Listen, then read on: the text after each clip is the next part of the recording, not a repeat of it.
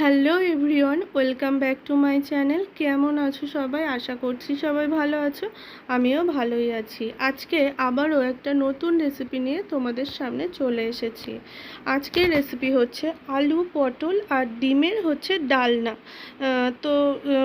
আলু পটল ডিমের ডালনাটা করার জন্য যা যা উপকরণ নিয়েছি, কিছু কিছু উপকরণ প্রথমে দেখাচ্ছি, আর রান্নার সময় কিছু উপকরণ আমি তোমাদেরকে দেখাবো। পটল কেটে নিয়েছি, আলু নিয়েছি, আর ডিম নিয়েছি 4টে। আর এখানে নিয়েছি দেখো একটা টমেটো নিয়েছি, 2টো পেঁয়াজকে কেটে নিয়েছি, লঙ্কা নিয়েছি, আদা বাটা নিয়েছি, ওই 1 চামচ করে হবে আদা বাটা আর রসুন বাটা। এরপর দেখো কড়াইতে কিন্তু সাদা তেল দিয়ে দিলাম।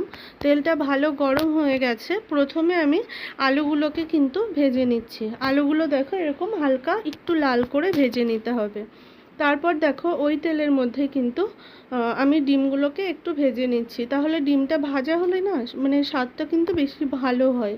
তারপরে ডিমটা যখন ভাজা হয়ে গেছে, তারপর আমি পটলগুলোকে কিন্তু ওই তেলের মধ্যে দিয়ে দিলাম। আর এই যে ভাজাগুলো করছি, এখানে কিন্তু সাদা তেল দিয়ে ভাজাগুলো আমি করে নিচ্ছি। আর পটলটা কিন্তু ভাজা করতে একটু সময়ই লাগবে। তো আমি একটু সময় নিয়ে একটু লাল করে সব পাশ সমান করে উল্টে পাল্টে কিন্তু ভেজে নিয়েছি। তা পটল কিন্তু আমার ভাজা প্রায় হয়ে গেছে। এবার দেখো উঠিয়ে নিয়েছি, পটলগুলো ভাজা আমার কমপ্লিট হয়ে গেছে। আর পটল ভেজে নিলে না রান্নার স্বাদটা কিন্তু বেশি ভালো আসে। যে কোনো রান্নাতে যখন আমরা পটল দিই, তখন পটলটা কিন্তু ভালো করে ভেজে নিলে তাহলে কিন্তু পটলের স্বাদটা বেশি ভালো হয়। তারপর যে তেলটা কড়াইতে ছিল, সেই তেলের মধ্যে আমি একটু সর্ষের তেল দিয়ে দিলাম, তাহলে রান্নার স্বাদটা কিন্তু ভালোই আসে। দিয়ে ফোড়নে দিয়ে দিয়েছিলাম শুকনো লঙ্কা, গোটা জিরে, গরম মশলা আর তেজপাতা।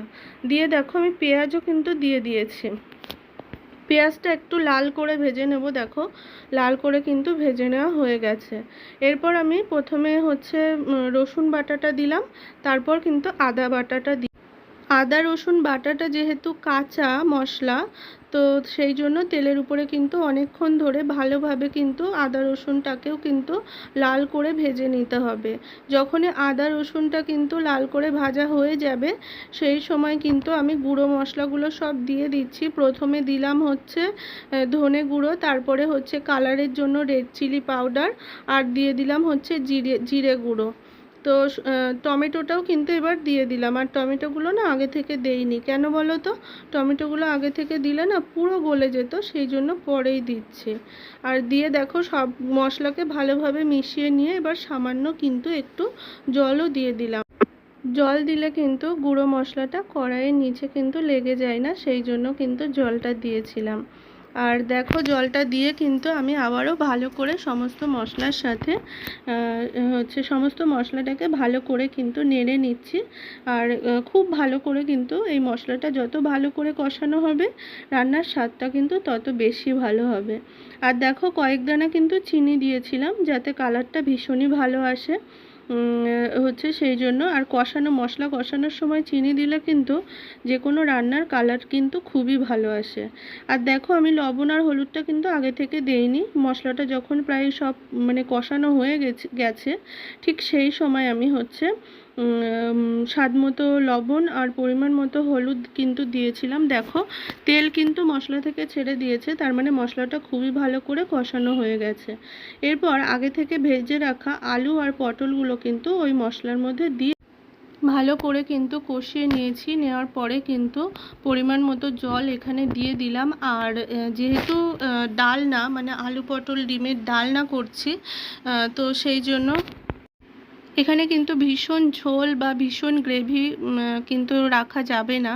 তো লাস্টে তোমাদেরকে দেখাচ্ছি ঠিক কীরকম রেখেছিলাম, ডালনাটা ঠিক কীরকম রাখা উচিত, ঠিক সেই রকমই রেখেছিলাম। দেখো তো জল দেওয়ার পরে জলটা যখন ফুটে উঠেছিল, ঠিক সেই সময় আমি কয়েকটা কাঁচা লঙ্কা একটু ভেঙে ভেঙে কিন্তু দিয়ে দিয়েছিলাম। দিয়ে কিন্তু আগে থেকে ভেজে রাখা ডিমগুলোও কিন্তু দিয়ে দিলাম। দিয়ে আবারও ভালো করে নেড়ে আবারও 2-3 মিনিটের জন্য ভালোভাবে কিন্তু ফুটতে দেব। তো 2-3 মিনিট পরে একটু ঢাকা দিয়ে ফুটতে দিয়েছিলাম। দেখো 2-3 মিনিট পরে এইরকম হয়েছে।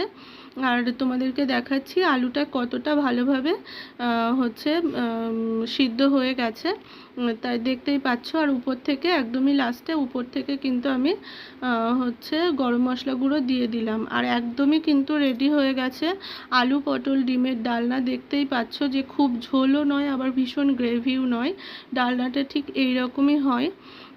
তো তোমাদের রেসিপিটা কেমন লাগলো অবশ্যই আমাকে কমেন্ট করে জানিও। যদি রেসিপিটা তোমাদের ভালো লেগে থাকে অবশ্যই লাইক কমেন্ট শেয়ার এবং আমার চ্যানেলটা সাবস্ক্রাইব করো। আর হচ্ছে এইরকম ডালনা কিন্তু ভাত রুটি সবার সাথে ভীষণই ভালো লাগে। আর অনেক ধন্যবাদ পুরো ভিডিওটা দেখার জন্য।